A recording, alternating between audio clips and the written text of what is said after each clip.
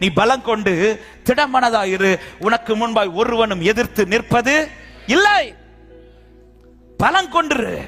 அப்ப அவர் பலப்படுத்த ஒண்ணு கன்ஃபார்ம் ஆகுது, எனக்கு முன்பாக எது எது பெரிய பெரிய தடையா இருக்குதோ அதெல்லாம் லெகுவாயிட்டே இருக்கும்.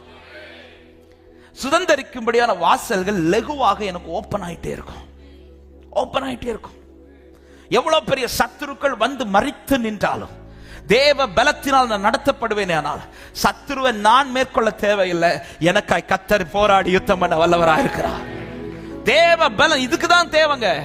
நான் திரும்ப இந்த வார்த்தை சொல்றேன், வாக்குத்தத்தம் உடைய தேவ பிள்ளைங்க சுதந்தரிப்பதற்கு முன்பாக அவர்கள் சந்திக்கிற போராட்டம் என்பது மற்றவர்கள் சந்திக்கிறது போல இருக்காது. சத்துரு விட மாட்டான்.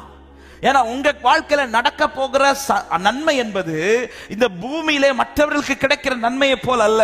இது உன்னதத்திலிருந்து வரக்கூடிய ஆசீர்வாதங்கள். உன்னத ஆசீர்வாதம். தேவன் செய்வது எதுவோ அது என்றைக்கும் நிலைக்கும்.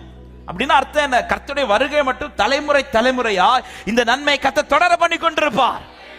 இதை தடுக்க, இதை அழிக்க தான் சத்துரு இருந்து போராடுவான்.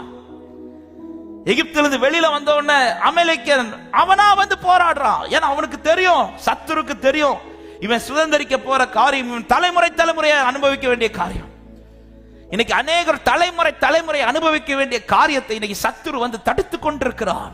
இந்த தடை மாற, இந்த தடை தாண்டி நீங்கள் சுதந்திரிக்க, நீங்கள் உங்கள் வாழ்க்கையில நடக்க வேண்டிய ஒண்ணே ஒன்றுதான், நீங்கள் கர்த்தரால் பலப்படணும்.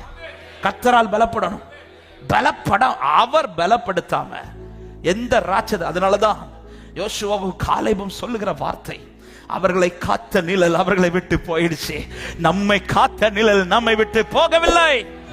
இந்த பலன் போதும் நமக்கு.